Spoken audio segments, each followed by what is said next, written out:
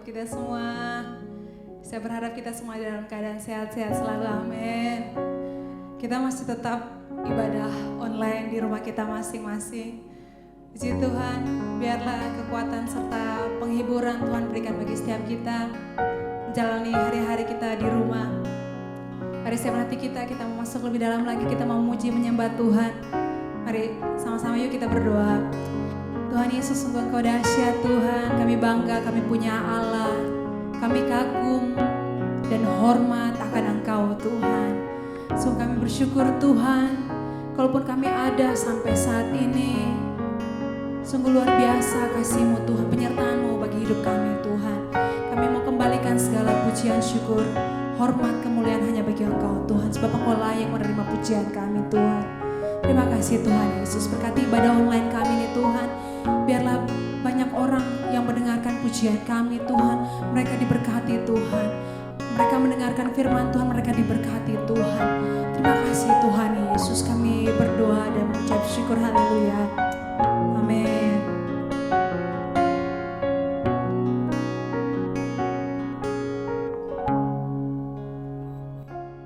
Kau sungguh indah, tiada taranya, sungguh menakjubkan, sungguh ajaib untuk dimengerti, lebih dari semua yang ada. Hikmat-Mu tiada tersanami, kasih-Mu dalam tak terduga. Kau sungguh indah, tiada taranya, mulia dan berkuasa. Ku kagum hormat akan Engkau, ku kagum hormat akan Engkau. Kau Allah yang layak dipuji, ku kagum akan Engkau.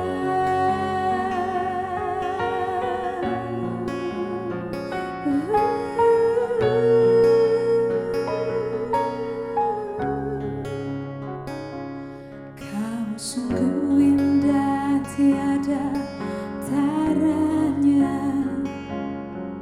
sungguh menakjubkan,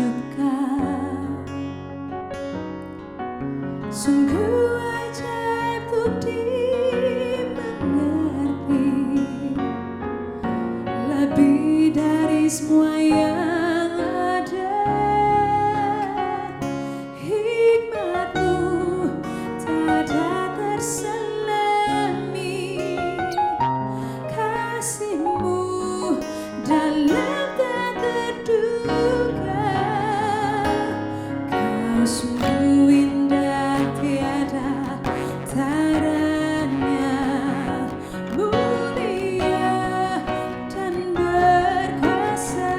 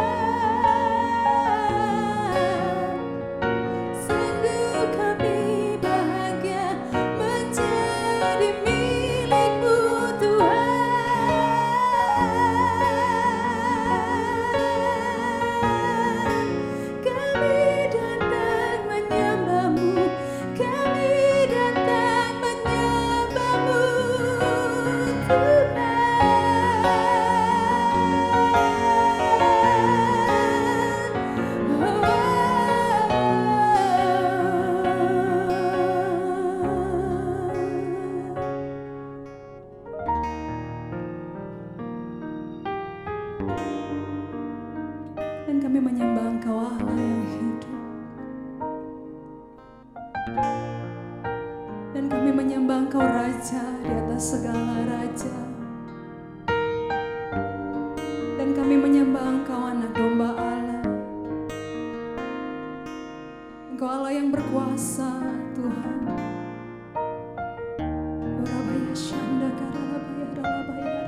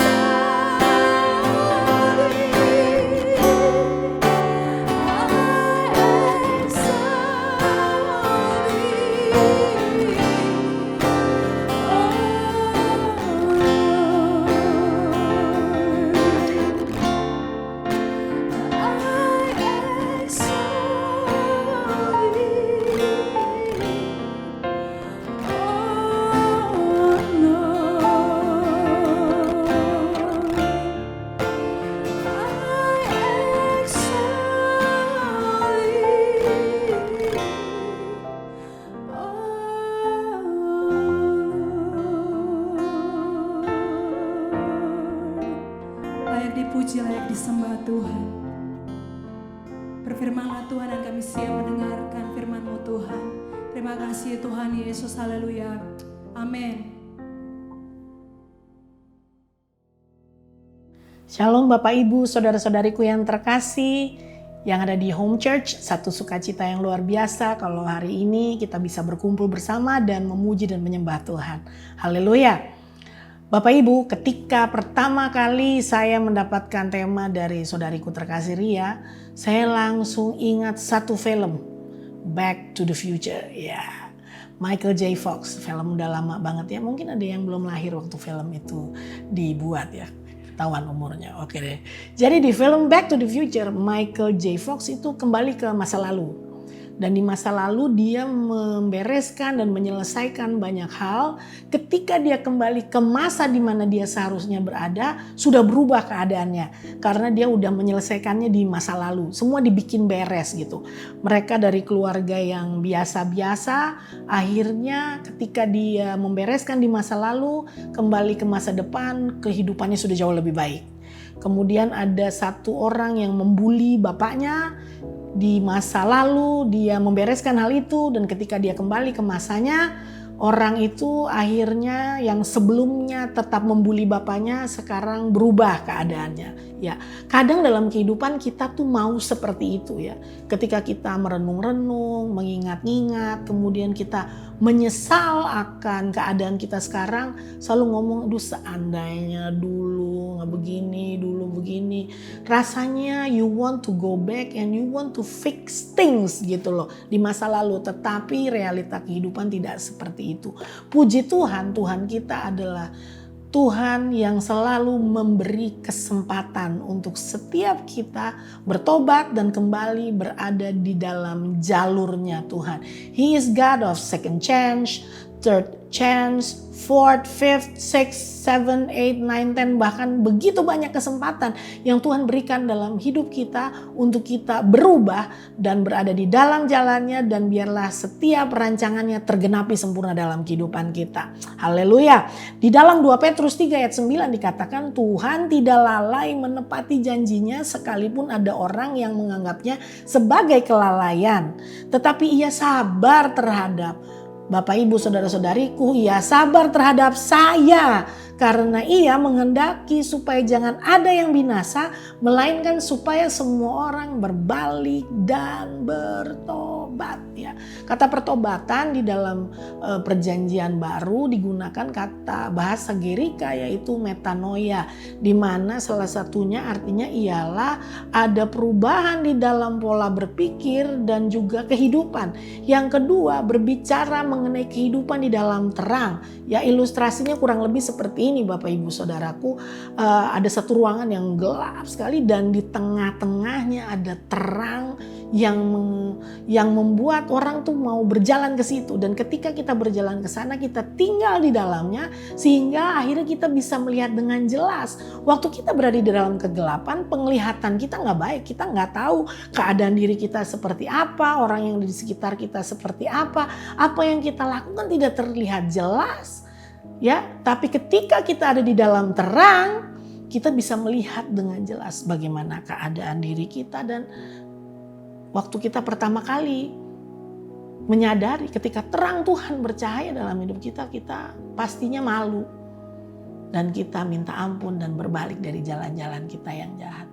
Demikian ketika kita metanoia, ada satu perubahan dari dalam gelap, hidup di dalam terangnya Tuhan. Dia tidak pernah lalai dan dia tidak pernah terlambat. Amin. Saya berada di dalam keadaan yang seperti itu dulu ya. Tahun 86 terima Yesus sebagai Tuhan dan Juru Selamat waktu itu. Bersama-sama dengan Ibu Gembala di Pondok Ranji ikut sekolah minggu ya. Kita dari SD sudah terima Tuhan waktu itu. Kemudian seiring dengan berjalannya waktu ada baptisan Roh Kudus terjadi ya. Tapi apakah saya hidupnya konsisten? Enggak Bapak Ibu Saudara. Makanya mengucap syukur Anda ada di home church. Ada keluarga Kristus yang luar biasa. Yang saling mendukung, saling membangun. Dan tempat Anda dimuridkan untuk siap memuridkan orang-orang lain. Siap diutus. Kemanapun Anda pergi, Anda menyatakan kerajaan Allah. Waktu itu saya ibaratnya keleleran gitu ya. Saya gak punya orang tua rohani. Giliran ada di satu rumah, Tapi saya hidup semau-mau saya. Tahun 94 pertama kali ikut rekaman album pujian penyembahan. Waktu itu Tiuplah Sangkakala ya, bersama dengan Om Ade Manuhutu yang jadi song leadernya. Waktu itu saya mulai menggebu-gebu gitu loh. Saya sampai ngomong sama Tuhan gitu. Wah Tuhan, saya mau hidup saya lebih lagi buat Tuhan. Apa yang harus saya lakukan? Pada saat itu Tuhan jawab saya di 2 Timotius 4 ayat 2. Beritakanlah firman, siap sedialah baik atau tidak baik waktunya. Nyatakanlah apa yang salah, tegurlah dan nasihatilah dengan segala kesabaran dan pengajaran. Tapi dasar saya tuh waktu itu belum kuat gitu akarnya ya. Jadi saya bilang sama Tuhan, kurang ajar sekali saya waktu itu ya. Udah Tuhan ngomong, udah saya nanya, dijawab, saya jawab balik gitu. Saya bilang, Tuhan kalau gitu ntar dulu deh, saya mau lihat dunia dulu gitu. Saya bilang sama Tuhan begitu, anak nakal sekali. Betul Bapak Ibu Saudara, saya hidup semau-maunya saya. Ya ibadah ke gereja iya apa gitu, tapi di luar itu saya bikin segala sesuatu mengikuti keinginan saya sendiri. Terus hasilnya apa? Bagi Anda yang hidup sesuka-suka Anda, pasti sampai di satu titik di mana akhirnya Anda capek sendiri, lelah. Karena berjalan di luar daripada jalan-jalannya Tuhan. Ya, karena mau pakai kekuatan sendiri. Karena pikir semua, oh saya mampu ini, saya mampu itu. Tenang aja, pasti bisa. Padahal dia yang mengatur seluruh kehidupan kita.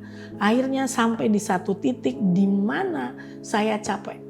Saya bilang, Tuhan, saya mau berhenti lari-lari dari Tuhan.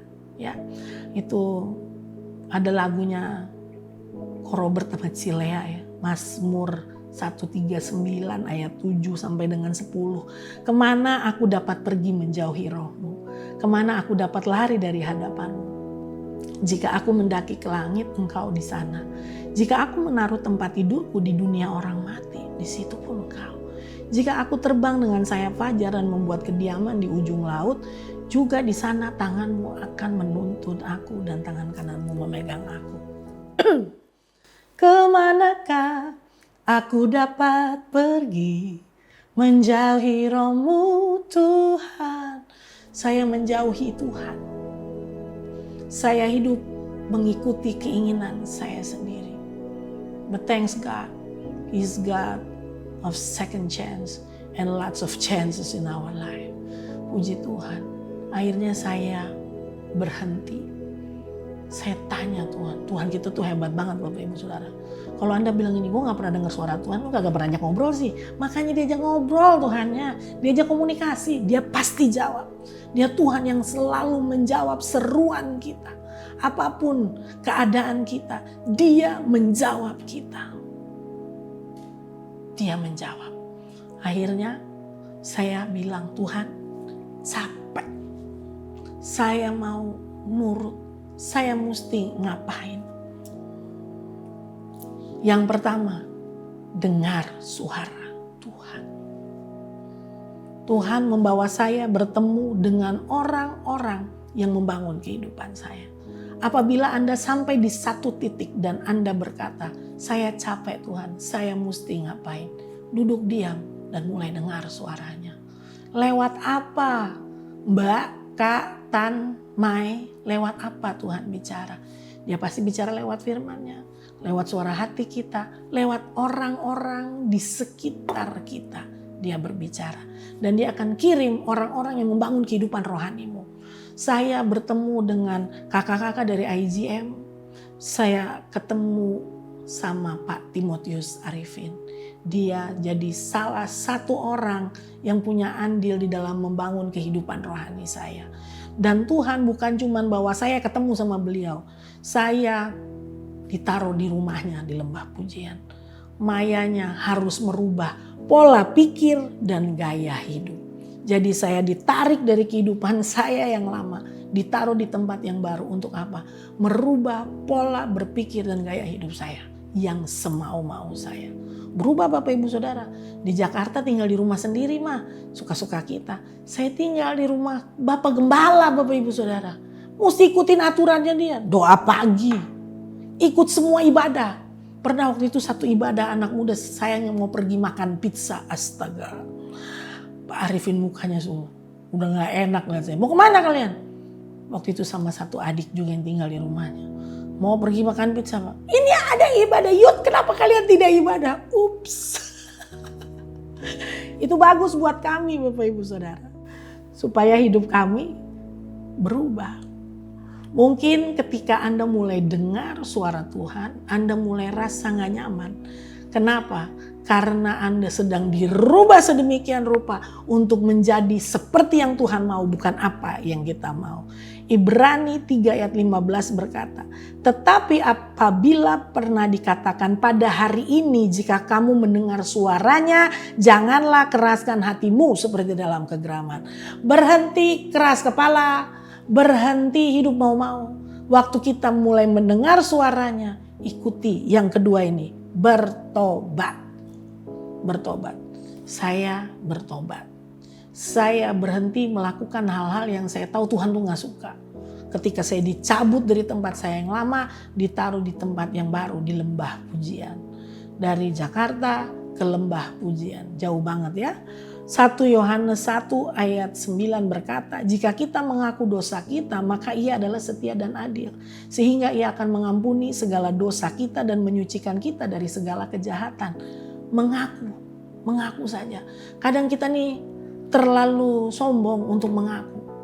Pikirnya enggak kok, gue baik-baik aja. I'm fine.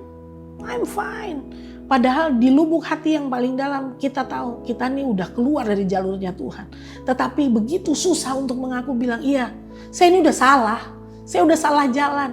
Saya udah berjalan segitu jauhnya keluar dari jalur-jalurnya Tuhan. Saya pakai pemikiran saya sendiri. Mungkin Anda bilang, enggak gue baik-baik aja. Tapi coba tanya Tuhan sungguh-sungguh. Bukan apa yang kelihatan baik di depan mata itu yang berarti. Tetapi apa yang di dalam ini yang ternyata harus dibereskan. Karena seperti tadi, metanoia itu mulai dari yang di dalam dan baru keluar. Mengaku dosa, saya mengaku dosa. Saya minta diberesin sama Tuhan. Waktu sebelum saya ke Bali, saya sempat ikut satu pelajaran gitu ya, ikut satu camp gitu. Nama sekolahnya sih sekolah nabi, bukan berarti saya mau jadi nabi gitu, itu urusannya Tuhan ya. Tapi intinya apa? Untuk belajar mendengar suara Tuhan lebih lagi. Kenapa? Kita perlu dengar suaranya dan mendapatkan tuntunan dari Tuhan. Dan itu yang merubah kehidupan saya. Bagian Tuhan sudah dinyatakan, Dia berbicara kepada kita, satu. Yang kedua, bagian kita untuk terbuka di hadapan Tuhan. Buka semuanya. Saya ini udah kotor, saya udah hancur. Tapi aku percaya Engkau yang menyucikan dan menguduskan, yang membangkitkanku lagi. Saya jadi ingat kisah saya dengan suami saya.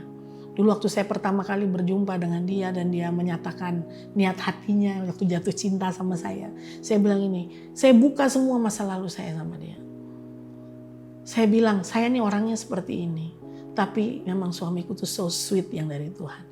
Dia bilang, cinta, kamu itu ciptaan baru di dalam Tuhan. Bapak Ibu Saudara, ketika ada keraguan-raguan yang mendatangi Anda, ketika ada suara negatif yang begitu buruk, yang berusaha menghancurkan sesuatu yang baik yang sudah terjadi di dalam hidupmu, ingat, Anda adalah ciptaan baru di dalam Tuhan. Dan itu menjadi satu kekuatan untuk terus melangkah di dalam Yesus Kristus Tuhan. Sesudah pertama mendengar, yang kedua ada pertobatan dengan pengakuan dosa, yang ketiga apa? Berserah penuh. Waktu itu sebelum ke Bali dari sekolah Nabi, saya dibawa Tuhan ke Lombok.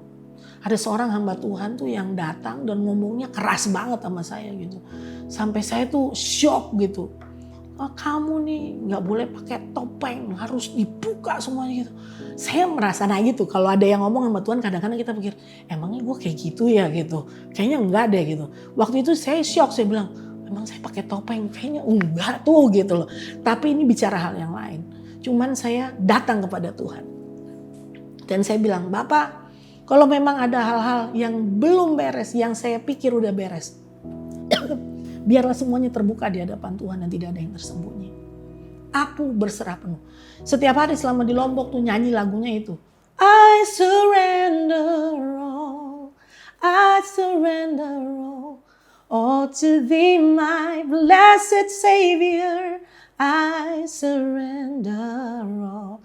Setiap hari Saya diminta sama Tuhan untuk serahin semuanya. Karena Tuhan mau hidup saya sepenuhnya. Tuhan mau hidup Anda sepenuhnya.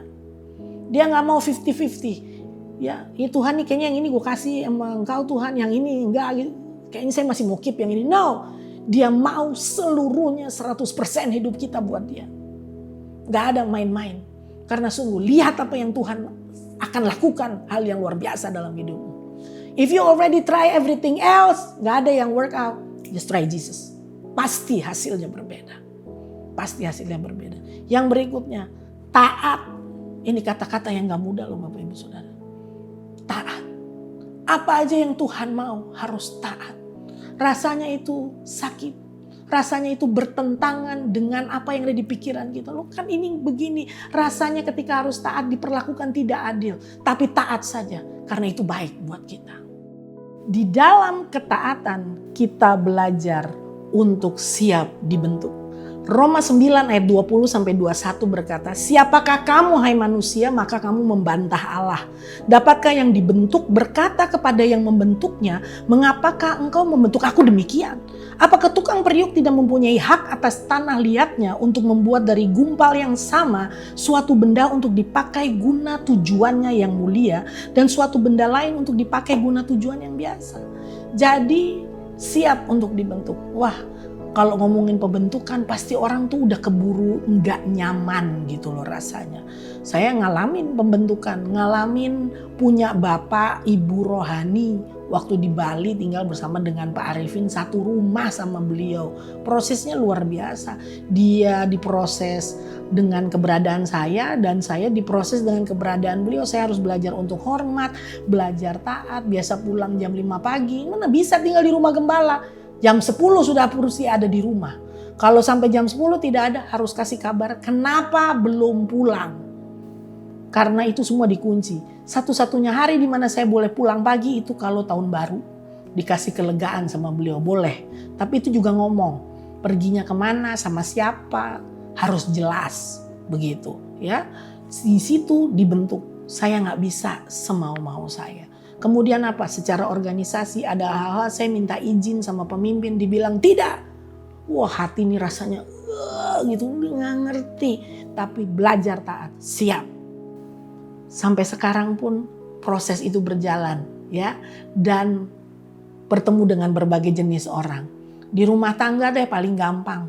Istri taat tunduk sama suami. Ya, kita tunduk bukan nanduk. Jadi kalau suaminya kasih tahu A, kita nggak berusaha untuk bargain gitu. Oh saya ngelobi-lobi kayaknya nggak begini. Kan kita tahu karena kita punya keinginan sendiri. No, kita belajar untuk tunduk dan taat kepada suami. Para istri ya, anak-anak tunduk dan taat kepada orang tua. Kalau mama papanya udah bilang A, kadang-kadang mungkin nggak kasih alasan apa. Kita mau bilang ya udah ngikut aja. Nggak memberontak. Gak bisa, maunya begini, maunya begitu. Pokoknya kita cari jalan lain. No, tapi saya percaya yang di home church semua baik-baik. Puji Tuhan, haleluya ya. Semua anak-anak yang taat, istri-istri semua tunduk sama suami. Keluarga kerajaan Allah, haleluya.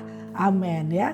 Dan ketika pembentukan terjadi, jalanilah dengan kerendahan hati ya. Mika 6 ayat 8 berkata, hai manusia telah diberitahukan kepadamu apa yang baik dan apakah yang dituntut Tuhan daripadamu selain berlaku adil, mencintai kesetiaan dan hidup dengan rendah hati di hadapan Allahmu. Kalau ada yang tegur, kita nggak langsung defense, langsung oh nggak begitu, kamu nggak ngerti gitu no. Oke, terima kasih untuk masukannya. Habis itu apa? Langsung bicara sama Tuhan. Ya, tanya karena Tuhan yang paling kenal hati kita. Dan apa? Memberkati orang yang menegur kita itu. Diberkatilah dia di dalam nama Yesus. Terima kasih Tuhan pakai kehidupan orang ini untuk menegur saya. Kalau ada yang tanya pernah ditegur nggak? Pernah. Paling sakit tuh kalau ditegur sama orang yang nggak deket sama kita ya nggak. Kalau sama yang deket ya karena dia kenal kita sakit bentar ya udahlah gitu. Ini sama orang yang nggak kenal baik gitu. Dan yang nggak nyambung sama urusan kita tuh negor tuh rasanya lu sok tahu banget sih. Nggak ngerti tuh negor-negor kasih masukan. No. Di situ diajar kerendahan hati. Di situ saya belajar untuk bertobat, untuk hal-hal kerendahan hati ini. Ternyata masih mesti diproses ya. Supaya apa? Jadi seperti Tuhan Yesus. Dia yang tidak bersalah menanggung semua kesalahan Anda dan saya. Dia yang tidak berdosa menjadi dosa oleh karena saya dan Anda. Dan dia jalani itu semua. Seperti domba yang keluh, dia diam saja, dibawa ke pembantaian, dia serahkan dirinya. Bapak Ibu Saudara, belajar kerendahan hati dari Yesus Kristus Tuhan kita. Kemudian yang terakhir, jangan menyerah. Ya, ketika Anda bilang ini, saya udah lelah. Kekuatanku tuh cuman sampai di sini saja. Rasanya gak mungkin aku bisa melalui ini. Bapak Ibu Saudara, Yesaya 40 ayat 28 sampai 31 berkata, tidak kau tahu dan tidakkah kau dengar? Tuhan ialah Allah kekal yang menciptakan bumi dari ujung ke ujung. Ia tidak menjadi lelah dan tidak menjadi lesu, tidak terduga pengertiannya. Itu dia. Terus bagiannya kita apa nih kalau dia itu kuat, dia gak letih, gak lesu. Dia memberi kekuatan kepada yang lelah dan menambah semangat kepada yang tiada berdaya. Jadi kalau Anda bilang ini, sulala, su capek, aduh, su sampai sini gitu. Dialah yang memberi kekuatan dan menambah semangat kepada yang tiada berdaya. Ya, jadi terus maju Bapak Ibu Saudara. Jadi saya ulang lagi poin kita ya tadi ya. Bagaimana sih untuk melanjutkan kehidupan di saat kita udah tahu panggilan atau kita udah dengar suara Tuhan, tetapi kemudian kita memberontak dan kita mau kembali lagi. Pertama, dengar suaranya karena sampai sekarang Tuhan terus berbicara. Yang kedua, bertobat, mengaku dosa kita di hadapan Tuhan. Yang ketiga, berserah penuh kepadanya. Yang keempat, taat. Dan di dalam taat adalah siap dibentuk, menjalani dengan kerendahan hati. Dan kita tahu di saat kita lelah, di saat kita tidak semangat lagi, Dia yang memberi kekuatan kepada saya dan kepada Anda. Dan 1 Korintus 3 ayat 16 berkata, tidak tahukah kamu bahwa kamu adalah bait Allah dan bahwa Roh Allah diam di dalam kamu. Roh Allah ada di dalam kita Bapak Ibu Saudara. Dia bukan satu pribadi yang begitu jauh dijangkau gitu. Tapi dia ada di dalam Anda dan di dalam saya. Setiap saat kita panggil dia, dia langsung menjawab. Mari panggil dia dan dengarkan jawabannya. Dan biarlah hari-hari ini ada pemulihan di dalam keluarga Anda. Ada pemulihan di dalam dirimu. Kesembuhan demi kesembuhan terjadi. Mungkin dari sakit penyakit, dari batin Anda yang sakit. Anda pernah disalah mengerti dan lain-lainnya. Anda jadi orang yang pulih di dalam nama Yesus Kristus Tuhan. Karena Dia Tuhan yang terus memberikan kesempatan bagi Anda dan saya untuk dapat berada di dalam jalan-jalannya. Dan setiap rancangannya terjadi sempurna di dalam kehidupan kita. Haleluya. Tuhan Yesus memberkati. Kita berdoa terlebih dahulu ya. Bapak, terima kasih untuk firman hari ini. Terima kasih untuk kesempatan yang diberikan dan hamba berdoa umat Tuhan di Home Church pada saat ini. Dimanapun mereka berada yang mendengarkan ibadah, mengikuti ibadah hari ini. Mereka mengalami pemulihan. Mereka mengalami mendapatkan jalan-jalan yang baru. Dan mereka yang letih lesu mendapatkan semangat yang baru untuk dapat terus hidup di dalam jalan-jalan Tuhan. Terima kasih untuk Roh-Mu yang ada di dalam kami. Yang terus bekerja dan mengerjakan semua yang baik di dalam kehidupan kami. Terima kasih Tuhan, terima kasih. Ada sukacita yang mengalir dan melimpah di dalam kehidupan kami. Diberkatilah setiap keluarga demi keluarga, orang tua, anak-anak, oma, opa, semuanya. Di dalam nama Yesus Kristus Tuhan. Haleluya. Amin. Shalom, Home Church.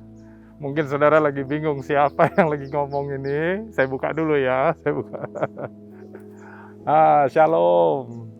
Nah, sengaja saya pakai masker untuk mengingatkan kita bahwa hari-hari ini adalah hari-hari di mana kita harus lebih memperhatikan kesehatan. Kemana-mana kalau keluar harus pakai masker, rajin cuci tangan ya. Saya mau berterima kasih juga untuk Maya yang sudah jadi berkat untuk kita di minggu ini. Tuhan berkati Maya, salam buat Thomas juga, God bless. Dan yang kedua, saya mau memberi highlight tentang kenaikan Tuhan Yesus. Kamis yang lalu adalah hari di mana kita memperingati hari kenaikan Tuhan Yesus. Untuk itu saya akan bacakan buat Bapak Ibu Saudara Kisah Para Rasul 1 ayat 1 sampai yang ke-11. Hai Theophilus, dalam bukuku yang pertama aku menulis tentang segala sesuatu yang dikerjakan dan diajarkan Yesus, sampai pada hari ia terangkat. Sebelum itu ia telah memberi perintahnya untuk Roh Kudus kepada rasul-rasul yang dipilihnya. Kepada mereka ia menunjukkannya setelah penderitaannya selesai, dan dengan banyak tanda ia membuktikan bahwa ia hidup. Sebab selama 40 hari ia berulang-ulang menampakkan diri dan berbicara kepada mereka tentang kerajaan Allah. Pada suatu hari ia makan bersama-sama mereka, ia melarang mereka meninggalkan Yerusalem dan menyuruh mereka tinggal di situ menantikan janji Bapa yang demikian katanya. Telah kamu dengar daripadaku, sebab Yohanes membaptis dengan air, tetapi tidak lama lagi kamu akan dibaptis dengan Roh Kudus. Ayat ke-6, maka bertanyalah mereka yang berkumpul di situ, Tuhan, maukah engkau pada masa ini, memulihkan kerajaan bagi Israel? Jawabnya, engkau tidak perlu mengetahui masa dan waktu yang ditetapkan Bapa sendiri menurut kuasanya. Tetapi kamu akan menerima kuasa kalau Roh Kudus turun ke atas kamu. Dan kamu akan menjadi saksiku di Yerusalem dan di seluruh Yudea dan Samaria dan sampai ke ujung bumi. Sesudah ia mengatakan demikian, terangkatlah ia disaksikan oleh mereka dan awan menutupnya dari pandangan mereka. Ketika mereka sedang menatap ke langit, waktu ia naik itu tiba-tiba berdirilah 2 orang yang berpakaian putih dekat mereka. Dan berkata kepada mereka, hai orang-orang Galilea, mengapa kamu berdiri melihat ke langit? Yesus ini yang terangkat ke sorga meninggalkan kamu, akan datang kembali dengan cara yang sama seperti kamu melihat dia naik ke surga. Hari ini saya mau mengingatkan berita sukacita ini. Kenaikan Tuhan Yesus buat kita seperti sebuah materai terhadap kesempurnaan janji. Saudara bisa bayangin kalau saya punya rumah yang bagus, tetapi tidak ada orang, kosong di dalamnya, ya tidak ada yang bisa menikmatinya. Atau saudara membuat sesuatu yang indah, tetapi nggak ada yang bisa menikmatinya situ. Tuhan Yesus mempersiapkan semua janjinya supaya saudara dan saya bisa menerima janji-janji Tuhan. Dan untuk itu dia harus naik ke surga. Dan saudara ingat bahwa tadi dikatakan Tuhan Yesus naik ke surga supaya Roh Kudus turun buat saudara, buat saya. Dia menyertakan kita sebagai orang-orang yang menerima janji itu. Penyertaan Roh Kudus atas saudara, atas saya. Hari ini saya mau merayakan dan biar hidup kita walaupun di tengah masa COVID seperti ini, mari kita pegang janji Tuhan. Mari kita merayakan apa yang Tuhan sudah kerjakan sempurna untuk saudara, untuk saya. Dan walaupun di tengah masa COVID, janji Tuhan gak pernah berhenti, penyertaan Tuhan gak pernah berhenti. Justru kita sedang masuk kepada level baru. Orang mungkin menyebutnya new normal. Tetapi menurut hari ini yang saya belajar dari apa yang Tuhan kerjakan, Tuhan mah gak mau bawa kita balik ke tempat yang dulu. Dia sedang bawa kita ke sesuatu yang baru. Temukan panggilan Tuhan, temukan hal-hal yang baru itu di dalam kehidupan kita. Dia telah naik ke surga dan dia menggenapi semua janji-janjinya, dan janji-janjinya itu untuk saudara, untuk saya.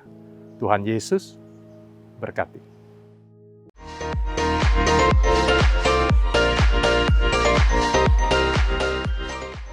Terima kasih karena Anda telah beribadah bersama kami di Home Church Jakarta. Dan sebelum Anda mendengarkan beberapa info berikut, inilah visi dari gereja ini.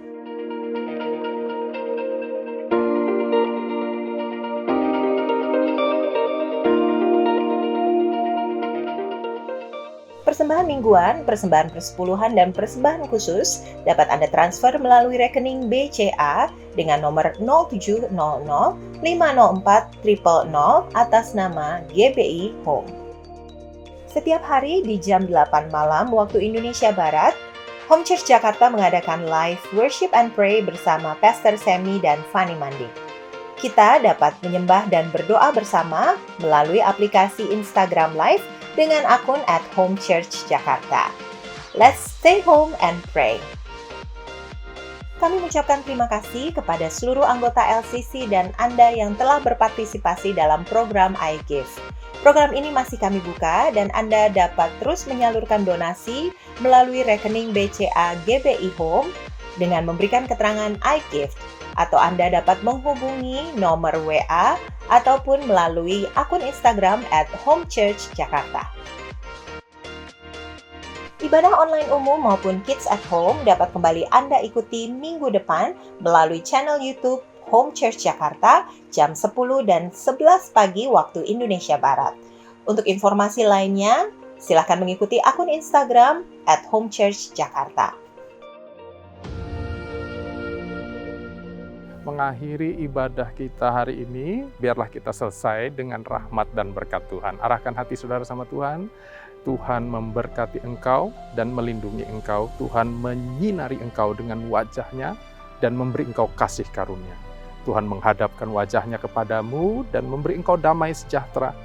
Saat ini terimalah berkat yang berlimpah dari Allah Bapa, kasih yang sempurna dalam nama Tuhan Yesus, dan persekutuan yang indah dengan Roh Kudus mulai saat ini, bahkan sampai selama-lamanya. Terima berkat ini, sama-sama katakan amin. Selamat hari Minggu, selamat menikmati janji-janji Tuhan. Dia sudah naik ke surga supaya Roh-Nya turun buat saudara, buat saya. Tuhan berkati.